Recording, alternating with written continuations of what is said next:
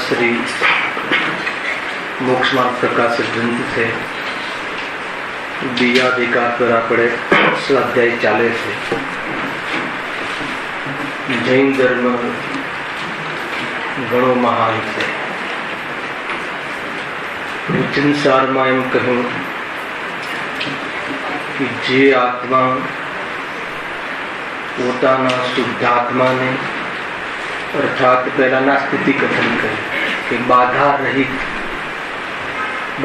कही बाधा एटले शू जे इंद्रिय आदि से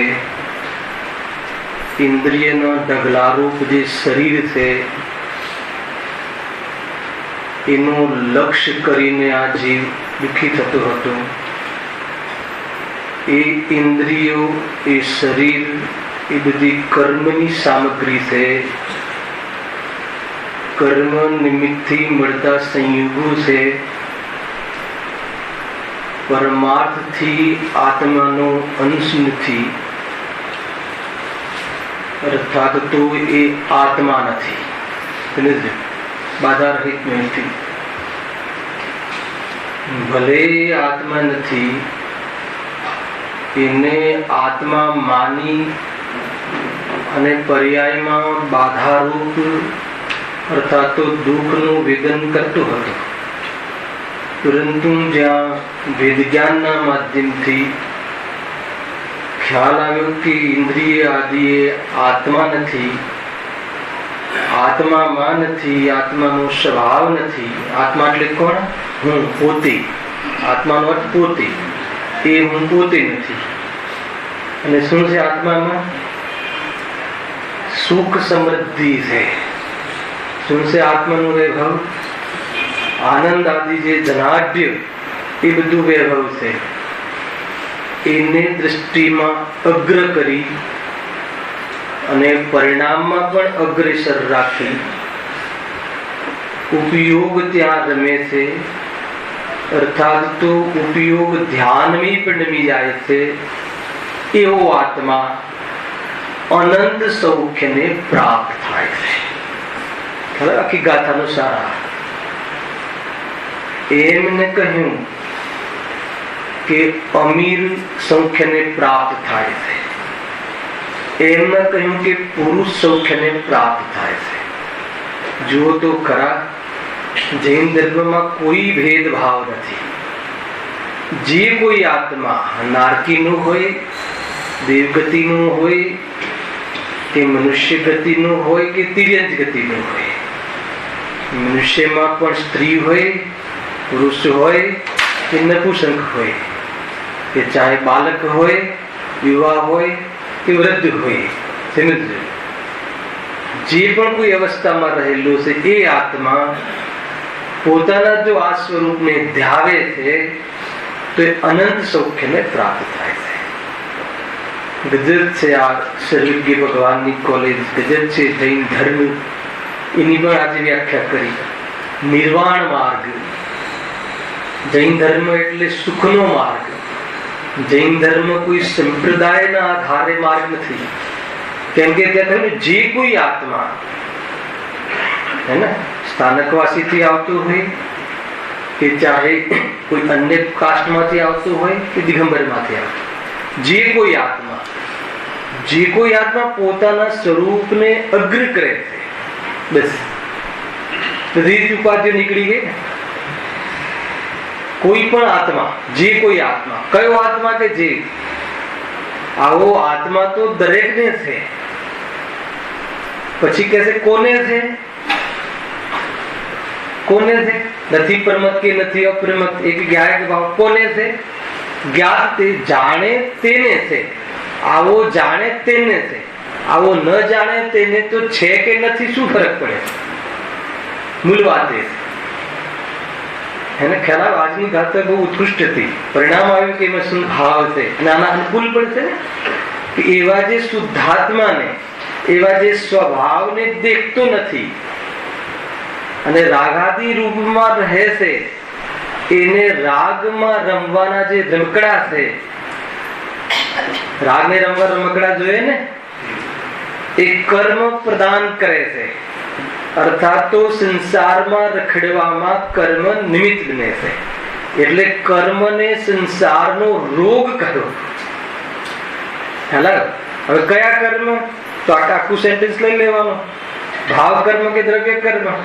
દ્રવ્ય કર્મના નિમિત્તથી થતા ભાવ કર્મ, અર્થાત દ્રવ્ય કર્મના ઉદયથી મળતા નો કર્મમાં ભાવ કર્મ દ્વારા જીવ પોતાના શુદ્ધ ભાવને પ્રગટ કરતો નથી. આવો રોગ આ જીવને અનાદિથી થયો છે. સમજમાં આવે છે કે નહીં? ગજબની વસ્તુ છે ભાઈ. વાત તો અહીં આપણે કર્મની ચાલે છે, પણ શું સિદ્ધ કર્યું? પહેલા એકડો તો પહેલા હોવો જોઈએ ને, કે આજે કર્મ, આ બધું જે છે બહારમાં સ્થિતિઓ છે, એ બધી કર્મથી મળતી સામગ્રી છે. આત્માની સામે ન જોતા કર્મ આવે છે અને કર્મ એનું ફલ આપે છે. પોતાના સામે જોવાની ફૂટ જ ન હોવાથી આ ફલને જોવે છે, પરંતુ પોતાનું ક્યારે થતું નથી અને પોતાને જ પોતાના માર્ગમાં બાધા ઉત્પન્ન કરતો સર્વત્ર દુખી રહે છે. આ કોણ છે? આ કોણ છે? એ જ આત્મા કે જેની પાસે અનંત વૈભવ પડ્યો છે. એ જ આત્મા, બીજો નહીં. બીજો આત્મા આવતો નથી ક્યાંયથી. એ જ આત્મા પોતાના વૈભવને ન જોવે શું કરે? એની ચર્ચા છે. તો અહીંયા કર્મની જે ચર્ચા ચાલે છે, નવીન કર્મના બંધની પર વિચાર, એમાં કેમ આ લીધું? પેલા કે આ બધા જે કર્મના લાભ કોને મળે છે? કે જે આવા શુદ્ધાત્માને જોતો નથી એને લાભ મળે છે. સંસારનો પણ લાભ મળે છે. ખ્યાલ આવે? લાભ કહેવાય કે ના કહેવાય? પ્રફુલ્લ,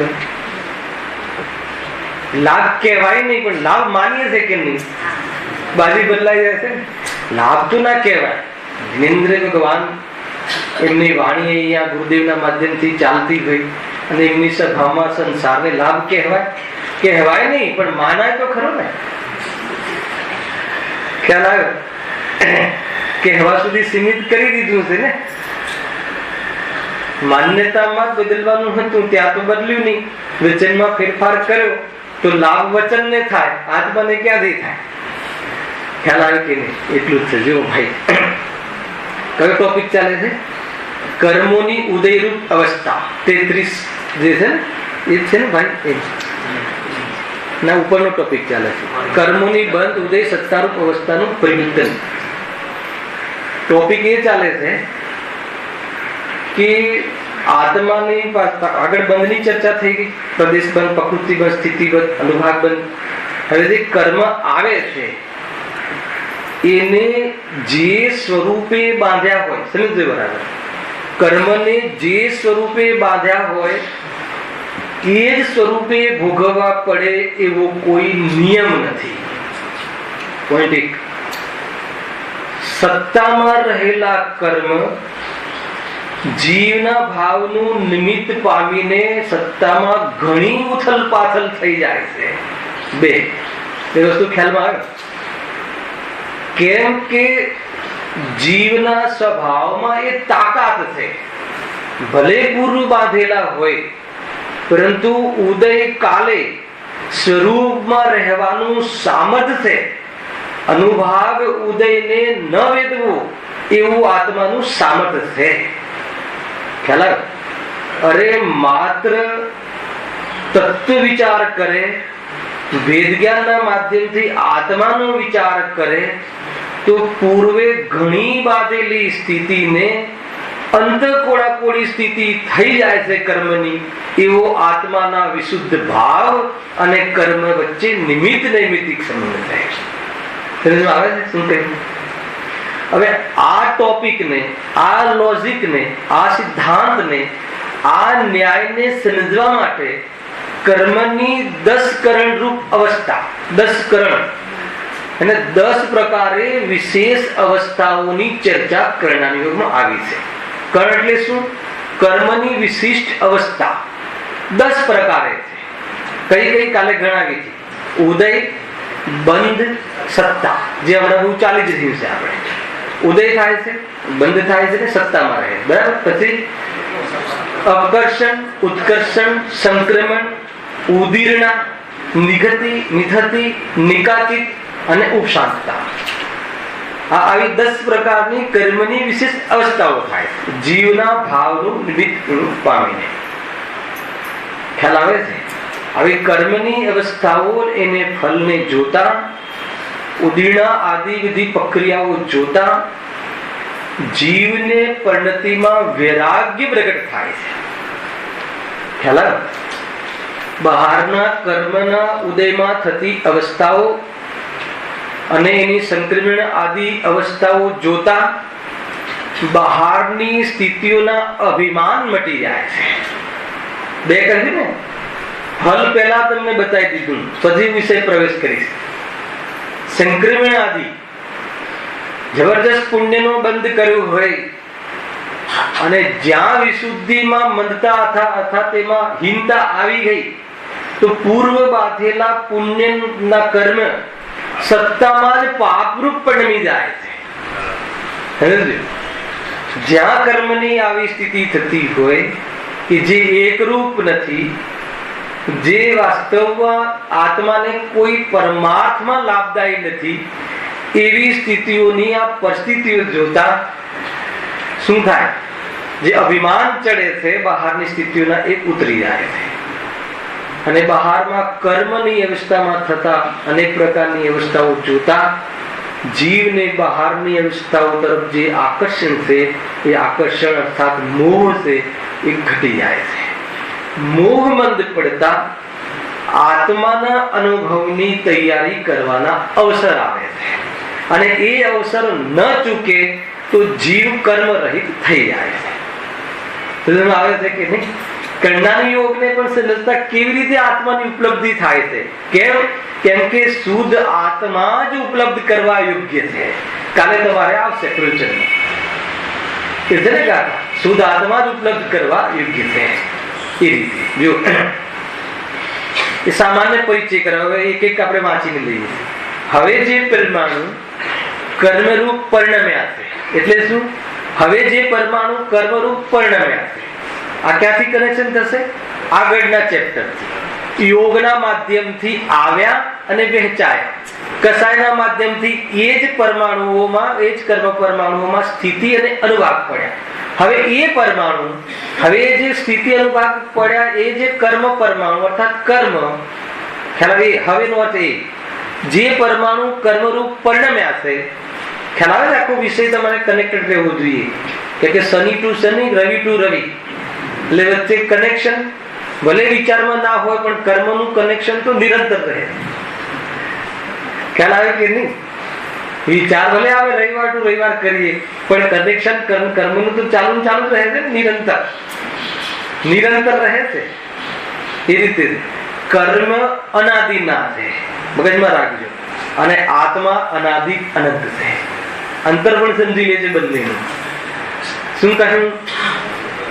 કર્મ અનાદિના છે, એમાં અનંત નથી કહેતા.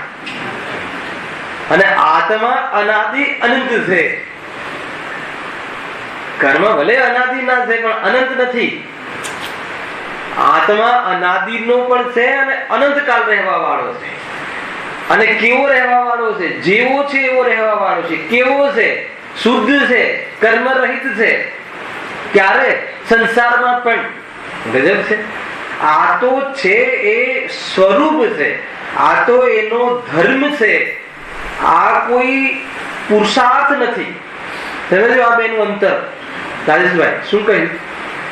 કર્મ સહિત રહેવું એ પર્યાય ધર્મ છે સંસારમાં,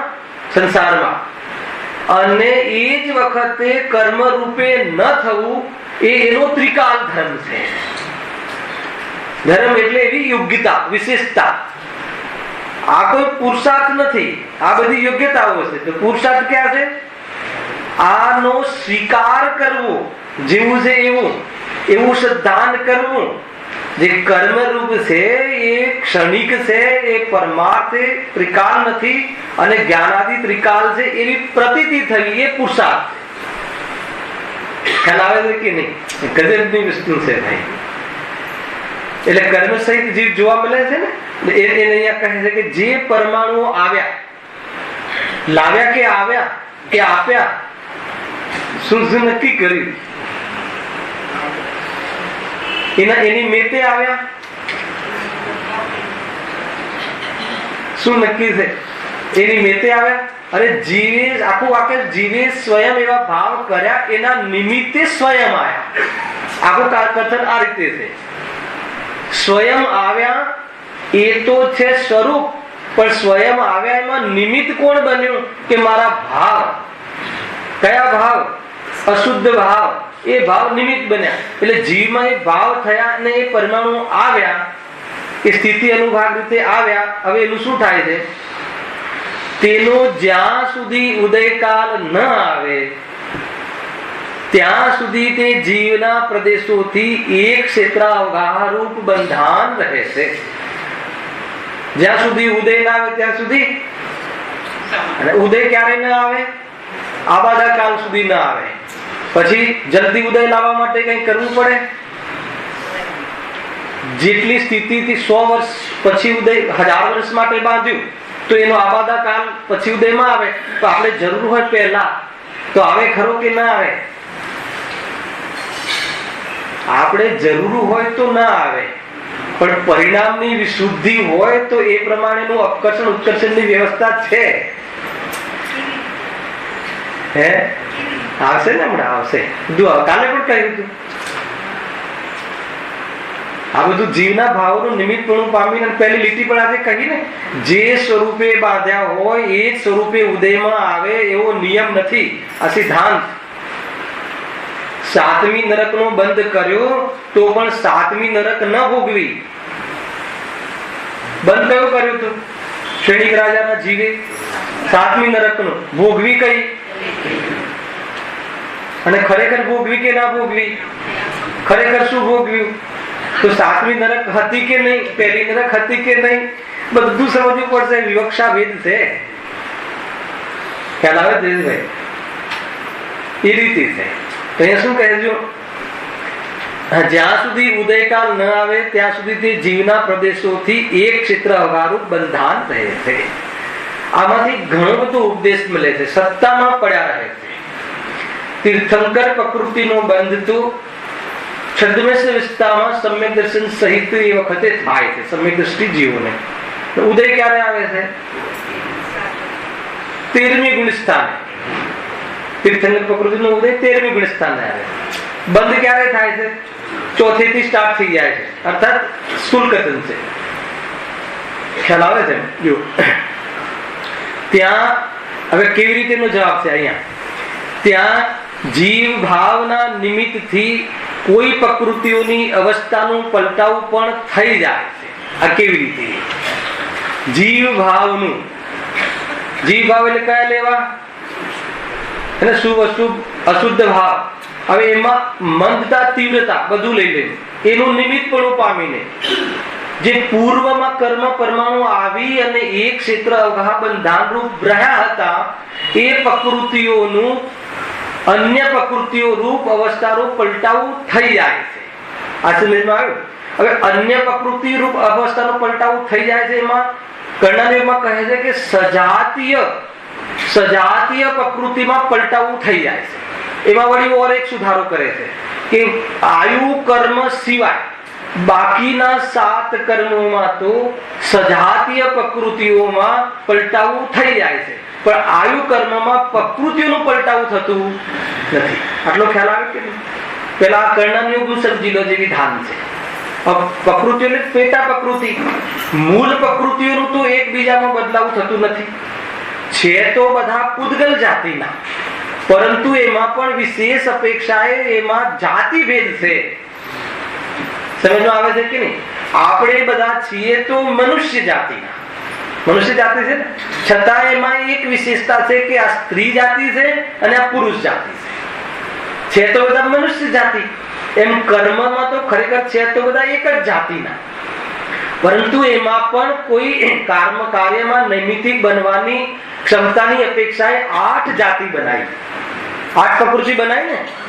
કોણે બનાવી? ખ્યાલ આવે? 8 પ્રકારની બની ને. હવે એના પાછળ પેટાવે, જ્ઞાનાવર્ણ્યના 5, નામ કર્મના 93, દર્શનાવર્ણ્યના 9 છે કે એ બધા ભેદ. તો એમાં જે આયુ કર્મના 4, આયુ કર્મને છોડી દો, બાકીના જે છે એ મતિ જ્ઞાનાવર્ણ્યના કર્મના પરમાણુઓ શુદ્ધ જ્ઞાનાવર્ણ્ય કર્મમાં પરિણમન થઈ શકે છે. ખ્યાલ આવે? સાતાવેદની અસાતાવેદનીમાં થઈ શકે છે, અસાતાવેદની સાતાવેદની રૂપ પરિણમી જાય છે. પેલા તો આ સાઈડમાં કેમ પરિણમી જાય છે, પછી એ વાક્ય વાંચીએ છે. શું શું પ્રકૃતિનું પરિણમન થઈ શકે એ બધું નક્કી હોય છે. નક્કી હોય છે એટલે કે એ બધું બતાવેલું છે. અને આયુ કર્મમાં, માત્ર આયુ કર્મમાં ભલે સજાતિ, આયુ કર્મ એટલે આયુ કર્મની 4 પ્રકૃતિની સજાતિ થઈ ને એ જાતિની, કઈ નરકાયુ, તિર્યંચાયુ, એમાં એકબીજામાં પરિવર્તન નથી થતું. મેં નરકાયુ બાંધ્યું હોય અને મારે પછી ગમે એટલી વિશુદ્ધ પરિણતિ થાય, વિશુદ્ધ એટલે કઈ અતિ મંદ કસાય રૂપ, અર્થાત મેં દેવગતિ બાંધી દીધી, દેવગતિ બંધાઈ ગઈ, આજે જ બંધાઈ ગઈ. હવે મારા 20 વર્ષનું બાકીનું જીવન છે, દેવાયુ બંધાયું. હવે 20 વર્ષમાં હું ગમે તેટલા ખરાબ કામ કરું પણ એ દેવાયુ બદલાઈને નરકાયુ થઈ જાય એમ ના બને. અને નરકાયુ હોય બંધાઈ ગયું પછી ભલે સમ્યક દર્શન કરી લો, છોડી દો બાકી તો શુદ્ધ ભાવ શુભ ભાવ તો છોડો, સમ્યક દર્શન કરી લો તો પણ નરકાયુનું દેવાયુ ના થાય. હા, એમાં સ્થિતિ ઘટે હે ને, એમાં અનુભાગ ઘટે, એ બે તો ઘટે. 7મી નરક એ અનુભાગ ફલ, 7મી નરકમાં વધારે દુઃખ છે ને અપેક્ષાકૃત. તો એ 7મી નરકના જે ફલદાન હતા એ પહેલી નરક વાળા થઈ ગયા, રાહત મળી, ડિસ્કાઉન્ટ. ખ્યાલ આવ્યો કે નહીં? અને જે 33 સાગરની સ્થિતિ હતી એ એને ઓછી થઈ ગઈ કહેવાનો અર્થ. તો એ તો બને છે, એ આયુ કર્મમાં એ બને છે, પણ આયુ એક આયુ બદલાઈને બીજી આયુ થઈ જાય એમ ના બને. અને વેદનીયમાં બને, સાતા વેદનીય હોય અસાતા વેદનીયમાં ફરી જાય. ખ્યાલ આવે? તો પ્રકૃતિનું ફરી જવું એ સંક્રમણ છે, એને સંક્રમણ કહેવાય. કેમ આવું થાય છે, કેવી રીતે થાય છે, કરવું હોય તો થાય કે ના થાય? અરે જીવે કોઈ ભાવ કર્યા અને વિશુદ્ધિ એની પછી વધી અને એ સંબંધી વિશેષ પ્રતિક્રમણના ભાવ થયા તો આ બધું ક્યાં ઉથલ પાથલ થાય છે કે જે પરમાણુઓ આવ્યા હતા આત્માની સાથે એક ક્ષેત્ર બંધાન રૂપ સત્તામાં રહ્યા હતા, એ સત્તામાં આ કર્મોનું ઉથલ પાથલ થઈ જાય. પાપનું ફરીને પુણ્યમાં અને પછી પુણ્યરૂપ ઉદયમાં આવે. બાંધ્યું તું પાપ અને ઉદય થયો પુણ્ય, બાંધ્યું તું પુણ્ય અને પાપનો ઉદય. ખ્યાલ આવે કે નહીં? ગજબ છે. એનો અર્થ એ થઈ ગયો કે જીવ સ્વતંત્ર છે. બાંધ્યા પછી બી અગર જો પુરુષાર્થ કરે, ખ્યાલ આવ્યો, એને સુકૂન મળવા માટે સ્વતંત્ર છે. અરે બહારમાં ઉદય હોય, સ્થિતિનો ઉદય હોય, પ્રદેશબંધનો ઉદય હોય, પ્રકૃતિનો ઉદય હોય, અસાતા વેદનીયનો ઉદય હોય, જેટલા જથ્થામાં હોય ઉદય હોય, જથ્થામાં ઓછું હોતું નથી થતું. સ્થિતિ એની ઉદય હોય અને અનુભાગ વખતે ઉપયોગ આત્મામાં રમી જાય તો અનુભાગનું વેદન ન કરે. ભલે ને એ વાઘ શરીર ખાતો હોય કે જે કરતો હોય. ખ્યાલ આવે? બધું ઉદયમાં તો આવ્યું પણ કશું નથી. સ્વરૂપમાં રહીએ તો બધું પોસિબલ છે. એટલા માટે આપણા હાથમાંથી બાજી હજુ પણ ગઈ નથી. સ્વયં હારી જઈએ અને પછી બહારના સુખ દુઃખ ભોગવીએ એ વાત જુદી છે, પણ કર્મ કોઈને દુઃખી કરે છે એમ નહીં. સ્વયં પોતે એને કર્મની વ્યવસ્થા કરે છે પોતાના માટે, એ વાત જુદી છે. આટલો ખ્યાલમાં આવે? હવે આગળ વધીએ. ત્યાં જીવ ભાવના નિમિત્તથી કોઈ પ્રકૃતિઓનું અવસ્થાનું પલટાવું પણ થઈ જાય છે. કોઈ અન્ય પ્રકૃતિઓના પરમાણુ હતા તે સંક્રમણ રૂપ થઈ અન્ય પ્રકૃતિના પરિમાણુ થઈ જાય છે. આટલો ખ્યાલ આવ્યો? આ પ્રકૃતિ સંક્રમણનો અર્થ છે. હવે આગળ વળી કોઈ પ્રકૃતિઓનો સ્થિતિવા અનુભાગ ઘણો હતો તેનું અપકર્ષણ થઈ થોડો થઈ જાય છે. હવે કઈ અવસ્થા? અપકર્ષણ. અપકર્ષણ એટલે શું? ઘટવું. શાનું ઘટવું? પરમાણુનું ઘટવું, કર્મનું ઘટવું કે પ્રકૃતિઓનું ઘટવું? સ્થિતિ અનુભાગ. કોની સ્થિતિ અનુભાગ ઘટવું? પાપની કે પુણ્યની? ના, પાપની જ ઘટે. આપણને કઈ અનુકૂળ? પાપની ઘટે એ સારું કે પુણ્યની ઘટે એ સારું? અરે આપણે તો મટે એ સારું. ઘટવામાં રસ જ નથી આપણને, હે ને? અરે ઘટે પણ સ્થિતિ તો રહી ને. આપણને તો મટે જ સારું. હોવી જ ના જોઈએ સ્થિતિ અનુભાગ, પડવો જ ના જોઈએ ને. અરિહંત બનીએ તો પડે સ્થિતિ અનુભાગ? મળે છે કથનના આધાર. અરિહંત ભગવાન સ્થિતિ અનુભાગ પડે? કેમ ના પડે? બતાવો તો આપણે ખ્યાલ આવી આગળ ભણ્યા બરાબર. કેમ ના પડે? કે સ્થિતિ અનુભાગ થવામાં કોણ નિમિત્ત હતું? કસાય. અને કસાય એમને છે નહીં. અચ્છા, પ્રકૃતિ અને પ્રદેશ બંધ પડે કે ના પડે? અરિહંત પરમાત્માને 13મા ગુણસ્થાને પડે. કેમ પડે? કેમ કે એમાં યોગ ગુણનું નિમિત્ત પણ હતું. યોગ ગુણનું અશુદ્ધ પરિણમન અરિહંત પરમાત્માને પણ છે, એટલે એમને પ્રકૃતિ પ્રદેશ બંધ પડે છે, સ્થિતિ અનુભાગ બંધ પડતો નથી. અને સિદ્ધ ભગવાનને અને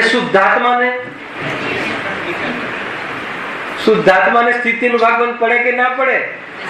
શુદ્ધાત્મા જ્યાં રહે છે ત્યાં પર્યાયને એને પડે, પણ શુદ્ધાત્માને ના પડે. ખ્યાલ આવ્યો? એટલે શું? શુદ્ધાત્માને ના પડે બંધ એટલે મને ના પડે ત્યાં સુધી આવી જવાનું. મને ના પડે. મને એટલે કોણ? શુદ્ધાત્મા. એટલું અંદરમાં. અચ્છા, બંધ પડે કે ના પડે? પડે ને. પણ જ્યાં બંધ પડે છે એ અનાત્મા છે, પરમાર્થ નથી. એની સાથે પરાયાપન રાખવું. અને જેની જ્યાં બંધ ના પડે ત્યાં અપનાપન કરવું. આ બધી વિધિ છે, આ બધો પ્રયોગ છે. નથી એમ નહીં, છે ખરું, પણ ક્યાં છે, શું છે, કેવી રીતે છે, કોનું છે, કોનું નથી, એ બધો બોધ રાખવો. નથી એમ કેમ કહી શકાય? પણ જેનું નથી એ એનું છે એમ કેમ કહી શકાય? સમજમાં આવે છે વાત? કર્મ છે, રાગ છે, પણ જેનું નથી એનું કેમ કહી શકાય? કોનું નથી? આત્માનું. થર્ડ પર્સન, મારું નથી. સમજમાં આવે છે કે નહીં? પછી આ ડબલ નથી થતો, મારું નથી અને પાછો હું દુઃખી છું. હું દુઃખી છું એ કોની વાત છે? પર્યાયની. અને આ મારું નથી કોની વાત છે? દ્રવ્ય સ્વભાવ. ખ્યાલ આવે છે બંને વસ્તુ? આ શૈલી ખ્યાલ હોવી જોઈએ. ક્યાં સુધી આવ્યા? અપકર્ષણ. શાનું અપકર્ષણ થાય છે? જીવના ભાવનું નિમિત્તપણું પામીને પૂર્વના કર્મ જે આત્માની સાથે એક ક્ષેત્ર અવગા બંધાન રૂપ આવ્યા હતા એમાં સ્થિતિ અને અનુભાગ ઘટવા રૂપ કાર્ય થાય એને અપકર્ષણ કહે છે. ખ્યાલ આવે કે નહીં? બધું બેલેન્સ હોવું જોઈએ. અપકર્ષણ કહે છે સ્થિતિ અનુભાગ ઘટે. હવે આપણે પ્રશ્ન હતો કે શાની સ્થિતિ ઘટાડવી છે? પાપ બહુ કર્યા છે પ્રભુ, એની સ્થિતિ થોડી ઓછી થઈ જાય ને થોડું ઓછું ફળ આવે. અરે અમે તો તને એનું ફળ ના આવે એવી વિદ્યા પણ બતાવીએ છીએ. હવે એની કેમ માગણી કરતું નથી? પ્રભુ એવું કઈ બતાવો કે આ ફળ મળે જ નહીં અને આવે તો મને દુઃખ થાય નહીં, એવું કઈ બતાવો. માગે તો એવું કઈ માગે ને, એ રીતે છે. ગજબ છે. આપણે જૈન ધર્મમાં ઉપકાર બી ગજબ નો છે. અને ભગવાન થોડું ઓછું ના આપે, પોતાના જેવો જ બનાવી લે. ભગવાન એને કહે ભક્તિમાં કે પોતાના જેવો જ બનાવી લે. એ જેવા છે એવા. આપણે તો ઓછું શું કામ માંગવાનું? સ્વરૂપ આવું છે ભાઈ. કેમ કે આત્મા ભગવાન બની શકે છે. કાલ લીધું હતું ને રાકેશભાઈ, પુરુષાર્થ થી ઉપાય, પુરુષાર્થ પૂર્વક ઉપાય. આત્મામાં પુરુષાર્થ એટલે ત્રિકાલ શક્તિ, ઉપાય એટલે મોક્ષ માર્ગ. આત્મામાં મોક્ષનો ઉપાય કરવાનો પુરુષાર્થ છે. આત્મામાં રોટલી બનાવવાનો પુરુષાર્થ જ નથી. જે પુરુષાર્થ નથી એનો ઉદ્યમ કરે છે, અને જેનો પુરુષાર્થ છે એ સંબંધી ઉદ્યમ કરતો નથી. ખ્યાલ આવે કે નહીં? નવમો અધિકાર વારંવાર મને ઝલકમાં આવે છે, કેમ કે આ બધી જો આ કર્મ ચક્કર છે ને એ તોડવાની વિધિ છે ને નવમા અધિકારમાં કહી છે. આ ભ્રમણથી મટાડવું હોય તો એની જે વિધિ છે નવમા અધિકાર. આપણે તો સાથેનો હિન્ટ આપતા જઈએ છીએ, પરંતુ છેક નવમા અધિકાર. નવમો અધિકાર બોરીવલીમાં ક્યારે આવશે? નવમો અધિકાર ક્યારે આવશે? થોડી અપૂર્વ અવસર એવો ક્યારે આવશે? ક્યારે આવશે? કયો અવસર? ક્યારે થઈશું? બાહ્યાંતર નિર્ગ્રંથ જેવું અપૂર્વ અવસર એવો ક્યારે આવશે? ક્યારે થઈશું બાહ્યાંતર નિર્ગ્રંથ જેવું? સર્વ સંબંધનો બંધન તીક્ષણ છેદીને વિચરશું કવ મહત પુરુષને.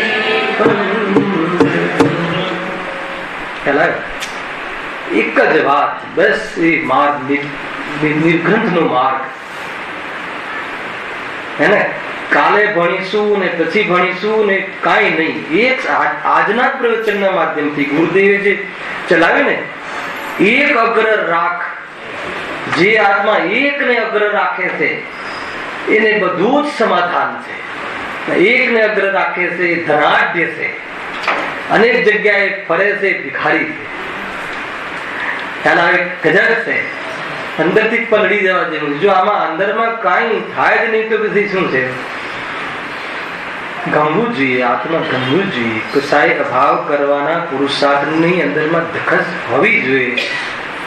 જે દુઃખનું કારણ છે એની સાથે દોસ્તી તોડવા જેવી છે, અને જે સુખનું કારણ છે એની પ્રીતિ વધારવા જેવી છે. ચાલો આવે છે ભાઈ, આનંદ લેવા જેવું છે. કેમ કે આનંદ એ આત્માની છાપ છે. આનંદ એ અતિન્દ્રિય આનંદ એ આત્માની મહોર છે. જ્યાં આનંદ નથી એને અમે આત્મા કઈ રીતે કહીએ? એ તો અનાત્મા છે. બોલો, આત્મા હોય અને દુઃખી હોય, અગ્નિ હોય અને ઠંડી હોય, બરફ હોય ને ગરમ હોય, સાકર હોય ને કડવી હોય, આત્મા હોય ને દુઃખી હોય. કોઈ કહે સાકર કડવી છે, તમે શું કહો? મૂર્ખ છે. અને આત્મા દુઃખી છે કે મૂર્ખ છે? આત્મા દુઃખી ના હોય. એ જે દુઃખી થાય છે આત્માનો વિભાગ નથી, અનાત્મા છે. એક સમયની પર્યાયના ભ્રમને તું પોતાનું ત્રિકાલ સ્વરૂપ માની લે. ખ્યાલ આવ્યો કે નહીં? સમજવા જેવું છે ભાઈ. જો ક્યાં વાત આવી હતી? આકર્ષણ. આગળ હવે તથા કોઈ પ્રકૃતિઓનો સ્થિતિમાં અનુભાગ થોડો હતો તેનો ઉત્કર્ષણ થઈ ઘણો થઈ જાય છે. હે ને? કોઈ પ્રકૃતિનો સ્થિતિ અનુભાગ થોડો હતો એનો ઉત્કર્ષણ એટલે સ્થિતિ વધી જાય. અને માની લો કે આ પુણ્ય છે, પુણ્યની સ્થિતિ વધી જાય, અનુભાગ વધી જાય. પહેલાના ભાવના નિમિત્તમાં જે બંધાવ્યું હતું એનું વર્તમાન નિમિત્તપણું પામીને એ પુણ્યનું ફળ વધારે થઈને આવે એવું સ્વરૂપ છે. જો એ પ્રમાણે પૂર્વે બાંધેલા પરમાણુઓની અવસ્થા પણ જીવ ભાવનું નિમિત્ત પામીને પલટાય છે. નિમિત્ત ન બને તો ન પલટાય, જેમની તેમ રહે. ગજબ છે. હવે એવું લાગે નિમિત્ત થી થાય. નિમિત્ત ન બને તો ન પલટાય, નિમિત્ત બને તો પલટાય. કોણ નિમિત્ત? જીવના ભાવ. જીવના ભાવ ન થાય હેને તો એ નિમિત્ત પણ એને ન મળે તો ન પલટાય. જીવને આવા કથનોથી ઘણીવાર એમ થઈ જાય કે જો છેલ્લે નિમિત્તથી થાય તો છે ને, નિમિત્તથી થાય તો છે ને. એટલે આગળ ઘણું બધું સમજાઈ દીધું છે. કથન એમ ડાયરેક્ટ બોલવામાં આવે ને તો બી આ નિમિત્ત નિમિત્તિકનો ભાવ વાસન ખ્યાલમાં હોવું જોઈએ. અચ્છા, ન પલટે તો શું થાય છે? એવી રીતે સત્તારૂપ કર્મો રહે છે. આ સત્તા સમજાવી. બંધાય છે એ બંધ આબાદા કાલ પછી ઉદયમાં આવે છે. એ ઉદય પણ જ્યાં સુધી ઉદયમાં ન આવે ત્યાં સુધી જ્યાં રહે છે ત્યાં ઉથલ પાથલ થઈ જાય સત્તામાં. અને એક વાત ખાસ ખ્યાલમાં રાખવું કે સત્તામાં રહેલા કર્મનું અહીંયા કોઈ લાભ વર્તમાનમાં થતું નથી. એનાથી ઘણું બધું શંકાઓનું સમાધાન થઈ જાય. કોઈ કહે ને કે ભાઈ આટલું બધું પુણ્ય વર્તમાનમાં કરે છે અને લાભ તો થતો નથી, તો કહે કે એ બંધ થયો. જે વર્તમાનમાં જે લાભ થયો એ તો જુદો, એ વખતે કસાયની મનતા રહી ને આકુરતા ઓછી રહી, એ તાત્કાલિક. પણ એના નિમિત્તથી જે બંધ પડ્યો એ તો આબાદા કાલ પછી આવશે ને. બહુ કમજોર બંધ હોય તો એ ભાવમાં બી આવી જાય કે ના આવી જાય. ઘણા એવા કાર્યો કરે ને એ જ ભાવમાં આવી જાય. એ ભાવમાં નહીં, ક્ષણોમાં આવી જાય. સ્થિતિ ઓછી પડી હોય તો હાલ ભાવ કરે તરત આવી જાય. અને હજુ ઉદીરના સર્જવાનું બાકી છે, બધા મેળ કરીને એક સાથે આવી જાય જીવના ભાવનું નિમિત્ત પણ પામીને. ખ્યાલ આ 3 અવસ્થાઓની ચર્ચા પૂરી થઈ. હવે એના પછી એક નિધતિ અને નિકાચિત, આ 2 પ્રકારના કર્મ લોકો બહુ ડરે છે. કર્મથી ડરવાનું નથી. કર્મની શું તાકાત છે એ જાણી લો. કર્મની એ તાકાત છે કે સંયોગો અને સ્થિતિ પ્રદાન કરે, અને કર્મની એ તાકાત નથી કે મારા આત્મામાં પ્રવેશ કરી શકે. 2 વાત બરાબર ધ્યાન રાખજો. આત્મામાં પ્રવેશ ના કરી શકે, એ વ્યવસ્થા કરે પણ મને હલાવી ના શકે. અડગ રહેવું કે વિચલિત થવું એ મારા હાથમાં છે. હું વારંવાર આ કહું છું. પણ જે અડગ રહેવું એવો પુરુષાર્થ જીવ ના કરે અને સ્વયંને જેને રાસ રમવામાં રસ આવે તો પછી એ રમકડા એને જોઈએ. રાગ ગમે પછી રાગની પૂર્તિ કરવા માટે રમકડા જોઈએ કે ના જોઈએ? અને એ પૂર્તિ કરવા માટે રમકડા જોઈએ, એના માટે કર્મ કરવા પડે. ખ્યાલ આવે કે નહીં? અને કર્મ કરે પણ એને મળવાની જે શરત છે એ જુદી છે. મળવાની શરત ભાવોના આધારે બંધાયેલા સ્થિતિ અનુભાગના આધારે. ખ્યાલ આવે? કોઈ જીવને કઈ રીતે મળે આ બધું એના માટે નથી કહેતા. ખ્યાલ આવે કે નહીં?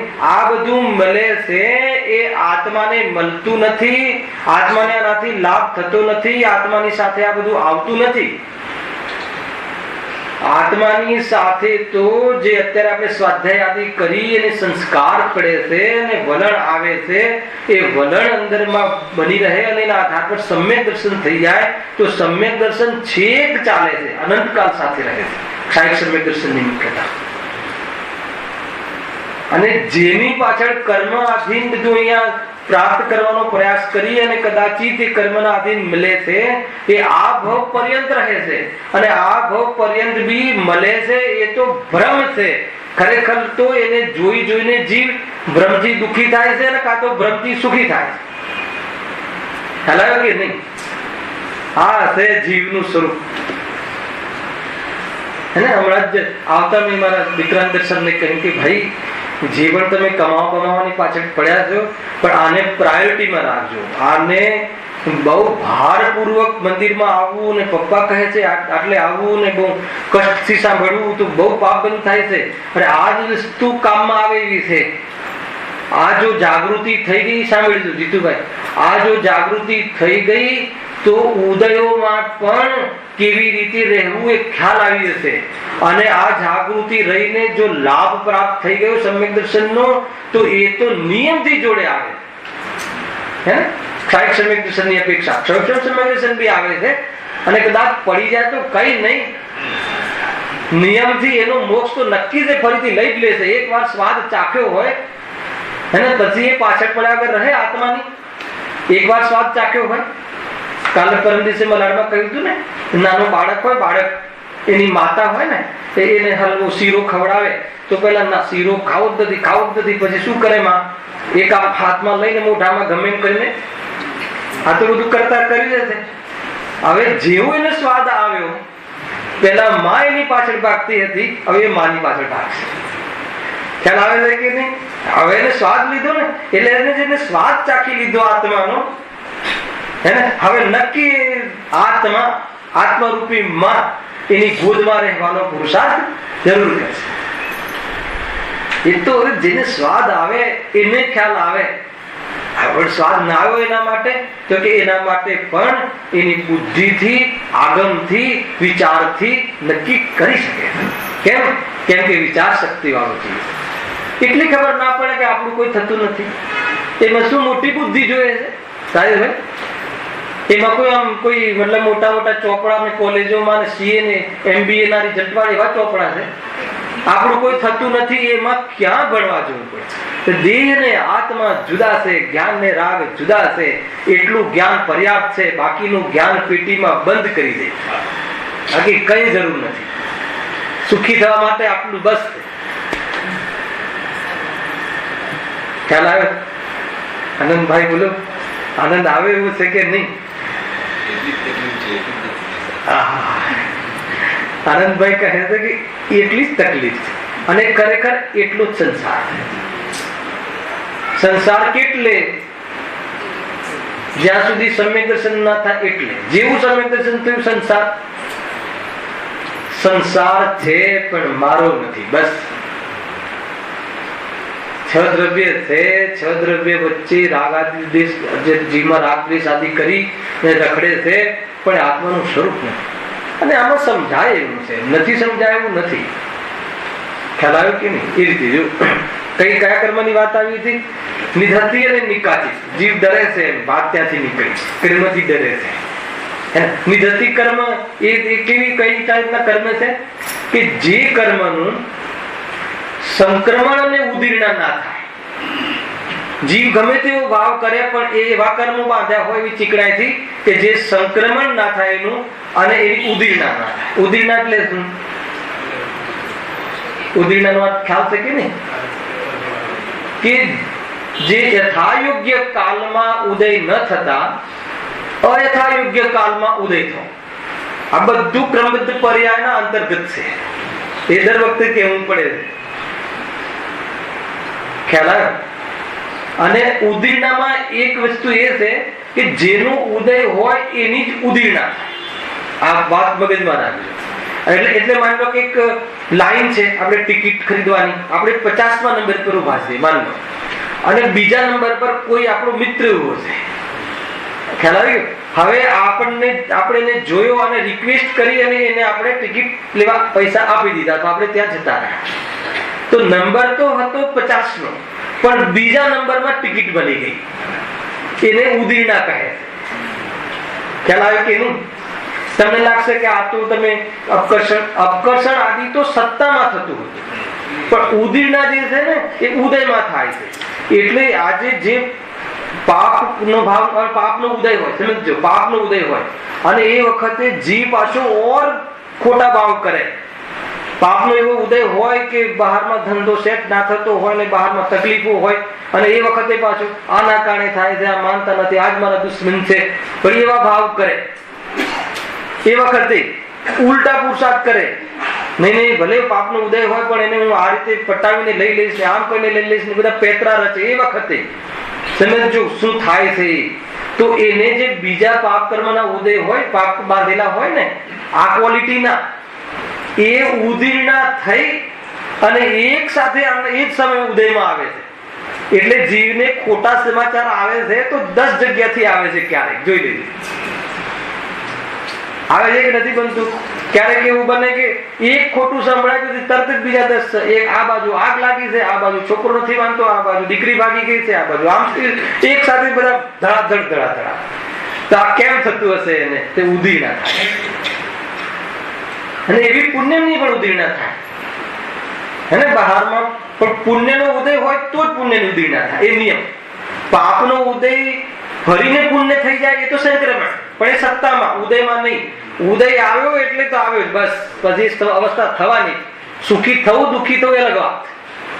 હવે માનો કે ઘણી વખત પુણ્યનો ઉદયમાં કોઈ બહારમાં અનુકૂળતા મળી અને વિચારો આપણા ઓટોમેટિક કોઈ પ્રયાસ નહીં કરતા કે આ ઉદીર્ણા લાવવા પ્રયાસ કરું. ખ્યાલ આવે કે નહીં? અને એ પછી એવો વિચાર આવે કે શું દમ છે પુણ્યના ઉદયમાં, એમાં શું મહિમા કરવા જેવું છે.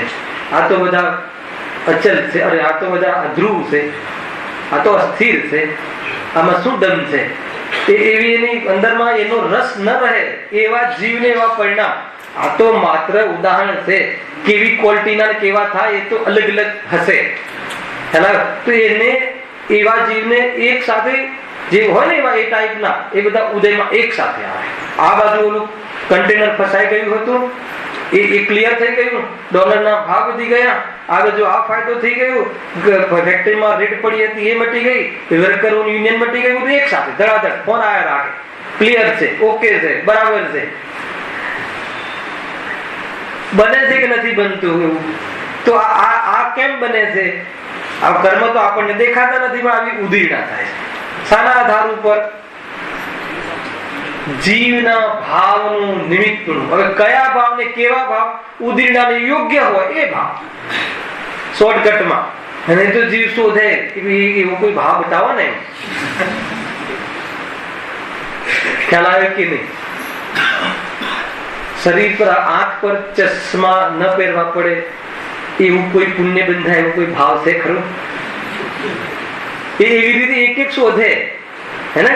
મેં જોયું છે જયારે જયારે કર્ણાયોગના ક્લાસમાંથી બહાર નીકળીએ ને એટલે આ બધું પછી કયા ભાવ હશે, કયા ભાવથી એ તો બતાવો ને, રહસ્ય શું છે, શું કરવું છે? આ તો બધા બંધ ભાવની ચર્ચા છે. અને આ બંધ ભાવ આ બધા એકરૂપ નથી, પલટાય છે. કરોડપતિ માંથી ક નીકળતા કેટલી વાર તો કઈ શાનો મહિમા, કેવી રીતે બોલાયું, કેટલી વાર લાગે? કોઈ દમ નથી ભાઈ. બહારની વ્યવસ્થાઓમાં રચા પચા રહી અને આ જીવે મનુષ્ય ભાવમાં કરવા લાયક કાર્ય ન કર્યું. તો હવે આ છે ઉદીરણા. અને એવા કર્મ છે જે સત્તામાં કે જેની ઉદીરણા પણ ન થાય ને સંક્રમણ ન થાય, એ નિગતિ છે. અને જેનું સંક્રમણ, આકર્ષણ, ઉત્કર્ષણ, ઉદીરણા કશું ન થાય એ નિકાતી જ કર્મ છે. જે રીતે બાંધ્યા હોય એ રીતે ઉદયમાં આવે. કે આ કેમ છે કે માની લો કે આપણને એમ થાય, આ બધું સાંભળીને આનંદ થાય કે આવું બધું થતું હોય કે જે જીવની સાંભળતી બરાબર વિશુદ્ધિ થતી હોય ને જો કર્મમાં ઉથલ પાથલ થતી હોય તો મુનિરાજોને તો કેવી વિશુદ્ધિ હોય છે જીતુભાઈ? મુનિરાજોની વિશુદ્ધિ તો કેવી હોય છે? અને જંગલમાં અને એ રહીને જરા પણ રંચ માત્ર પણ એ બાજુનો શોક આદિ નહીં, કોઈ વિકલ્પ નહીં, એવી વિશુદ્ધિ, વિતરાગતા નહીં નથી કેતો, વિશુદ્ધિ બી જબરજસ્ત. કોઈ એમને કાપે તો બી શું આશીર્વાદ આપે? તારું અવિનાશી કલ્યાણ. એવી જાતિની વિશુદ્ધિ. નમસ્કાર ન કરે કોઈ તો બી કે ભાઈ તારું અવિનાશી કલ્યાણ. આ મને નથી નમતો ને આ મને નમે છે એ મુનિનું કામ નથી. ન નમે તો બી ભાઈ આવે છે કે નહીં? તો પછી એમને ઉપસર્ગ કેમ આવે એવા વ્યક્તિને? એનો જવાબ અહીંયા છે, નિકાચિત. પૂર્વમાં એવા કર્મ બાંધ્યા હશે, પૂર્વમાં. ખ્યાલ આવે છે કે નહીં? ગજબ છે. એક મુનિરાજની છે ને કથા, નામ મને ખ્યાલ નથી, રાજાના જીવનમાં હોય છે અને સિંહ બહુ વિતાડતો હોય છે. તો એ મુનિરાજ એ જીવ, મુનિરાજ ને એ રાજા એ સિંહને રૂમમાં પૂરી અને આગ લગાવી દે છે.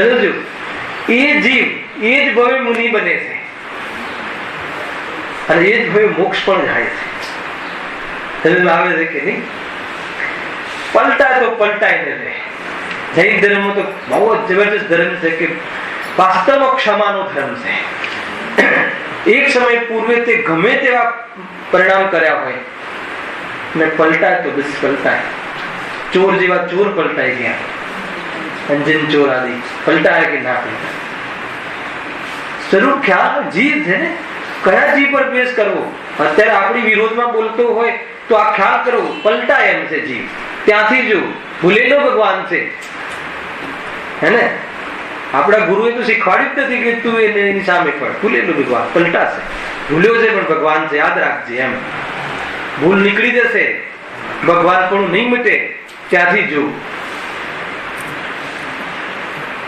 અને ખરેખર તમે પ્રયોગ કરજો, જો આવું વિચારમાં પ્રતીતિ થાય તો જય હો સમય દર્શનની. અને પ્રતીતિ પહેલા વિચાર માત્રમાં લેતા બધા ઝેર જાણે આમ ઉતરી ગયા હોય ને, પૂરી ગરમીમાંથી પસીનામાંથી આવ્યા કોઈ ઠંડા પાણીનો વાંકો ફુવારો પર છોડ્યો હોય એવી શાંતિ થઈ જાય. શાંતિને બતાવું કઈ રીતે? જળ સિવાય બતાવી નથી શકાતું. અનુભવ કહી શક્યા નહીં તે પણ શ્રી ભગવંત હે ને. અરે પૂદગલ નો સ્વાદ નથી બતાવી શકતા. ઘી નો સ્વાદ કેવો હોય? તો પછી આત્માનો સ્વાદ ખ્યાલ આવે છે કે નહીં? સમજવા જેવું. આ નિકાચિત એવા ચીકણા કર્મ, કોઈ ચિંતા નહીં. અરે એવા એ કર્મના ઉદય, કર્મ એનું કામ કરે છે અને આત્મા એનું કામ કરે છે. થયું કે ના થયું? કર્મના ઉદયમાં સ્થિતિઓ બની, બધું થયું, સગડી મુકાઈ માથે, બધું થયું, અસુર દેવો આવ્યા અને વિંજીને પર્વતની ટોચ ઉપર અથડાવ્યા. પણ એ કાલમાં ઇન બિટવીન આત્મા, એ મુનિરાજના આત્માએ શું કર્યું? ખ્યાલ આવે કે નહીં? કેવલ જ્ઞાન કરી લીધું, સિદ્ધ અવસ્થા કરી લીધી. થઈ શકે છે. અંદરનું પૌરુષ જગાડો, વીર્ય જગાડો. આત્મામાં વીર્ય છે. આ વીર્ય કોઈ બહારના કર્મમાં નથી, કર્મની દેન નથી, આત્માની દેન છે. ખ્યાલ આવે છે કે? એટલે નિકાચિત ને નિગતિ કર્મથી કોઈ ડરવાની વાત નથી એમાં. પણ એ અવસ્થાઓ છે. કોઈ પૂછે કે ભાઈ આવું કેમ? જેમ કે ચક્રવર્તી પદ, ચક્રવર્તી પદ, જેને ચક્રવર્તી પદનો બંધ કર્યો હોય એમાં ક્યારે બી અપકર્ષણ, ઉત્કર્ષણ, સંક્રમણ કશું ના થાય. એ સારું, એમાં તો નાશ થવું જોઈએ. ગયો કામથી. ખ્યાલ આવે કે ના આવે? એ નિયમથી એને ગમવું જ પડે. 96,000 રાણી ને એ ને વૈભવ ને આ ને તે ને ભોગવવું પડે. એટલે શું? સંયોગમાં આવ્યા વગર ન રહે. એની વચ્ચે પણ વૈરાગ્ય રીતે રહેવું એ અલગ વાત છે. પણ એમ કહે કે આ બદલાઈ જઈને હવે ચક્રવર્તી પદનું જરા અચક્રવર્તી થઈ જાય એવું ના બને. ચક્રવર્તી પછી ચક્રવર્તી એ નિકાચિત કર્મનું ફલ છે. કેમ કે એને એવી પુણ્યની તિખાસ હતી જયારે બાંધી ત્યારે, તો કહે છે કે જો તારે આ પુણ્યનો એવો બંધ થયો છે કે પુણ્ય તને આવ્યા વગર નહીં રહે, એના તીર્થંકર પ્રકૃતિનો બંધ નિકાચિત છે. સમજાવવાનું શું કહું છું? તીર્થંકર પ્રકૃતિનો બંધ કહું છું.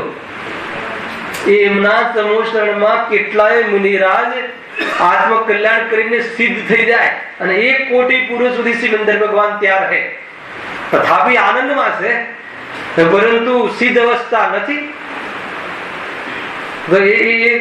એના જેટલા પણ નિષેકો છે ખરે, આખિરકાર તો કર્મના આધારે થયું ને. એમ નથી, સ્વરૂપ છે કર્મનું. આવું સ્વરૂપ છે. શું કર્મના આધારે થયું? એ વખતે બી મુનિરાજ પરમાત્મા છે, આનંદમાં રહે છે. પૂર્ણ આનંદ છે, અનંત આનંદ છે. અને એમને એમની પર્યાયમાં એમને કેવલ જ્ઞાનમાં એમની સિદ્ધ રસ્તા નહીં દેખાતી હોય. ખ્યાલ આવે કે નહીં? તો એમને એવું થાય કે મારી કેમ આટલી લેટ? તો પછી કેવલ જ્ઞાની ના રહે. ગજર છે ભાઈ. એ તો એ પર્યાયનું એની યોગ્યતા જે છે એ પ્રમાણે ને તમે તો આનંદ કરો ને. વાત હવે આપણામાં લગાવો. અરે ક્યારે બદલાશે? ક્યારે બધું ઠીક થશે? આનંદભાઈ બધું ઠીક થશે પછી પ્રવચન તમારું એક બી નહીં છોડું. ક્યારે બધું ઠીક થશે? ત્યારે હલાયો કે નહીં? એ ઠીક થશે એનો શું અર્થ? અરે જેવી પરિસ્થિતિ છે એવી પરિસ્થિતિ કામ કરો ને. જે છે એને તમે તમારું આ કામ કરવામાં કોણ નડે છે? માત્ર સ્વાધ્યાયમાં વાળી વાત નથી. આ વેદ જ્ઞાન વિચાર એમાં કોણ ટોકે છે? તો એ પ્રમાણેનું કાર્ય અહીંયા થવું જોઈએ. એ રીતે નિગતિ, નિધતિ અને નિકાચિત કર્મની ચર્ચા થઈ ગયું. હજુ આના પછી બી બહુ સરસ પ્રકરણ છે. આપણે ખાલી એક પેરેગ્રાફ વાંચીએ છીએ, પછી નેક્સ્ટ શનિવારે એનું આપણે પ્રારંભ કરીશું. કર્મોની ઉદયરૂપ અવસ્થા જબરજસ્ત એક ટોપિક કહી દેશે. એટલે આપણે આજની સભામાં આ એક સ્વીટ મેમરી જેવું કથન છે, સાંભળજો. વળી જ્યારે કર્મ પ્રકૃતિઓનો ઉદયકાળ આવે ત્યારે પ્રકૃતિઓના અનુભાગ અનુસાર સ્વયં કાર્ય બની જાય છે, પણ કર્મ તેના કાર્યને નિપજાવતું નથી. આ જો કેટલી વિચક્ષણ બુદ્ધિ, બેલેન્સ કેટલું છે. આગળ બધી નિમિત્ત પ્રધાન શૈલી કરી કે આમ કર્મ થયું, આમ થયું, પણ સાવધાન રહેજો, આજે બહારમાં ફળ આદિ મળે છે એ કોઈ કર્મ નિપજાવતું નથી. એના ઉદયકાળ આવતા તે કાર્ય સ્વયં બની જાય છે, અર્થાત આત્મા ઉપજાવતો નથી. બહારમાં કોઈ સ્થિતિ બને ને આત્મા ઉપજાવતું નથી, સ્વયં બની જાય છે.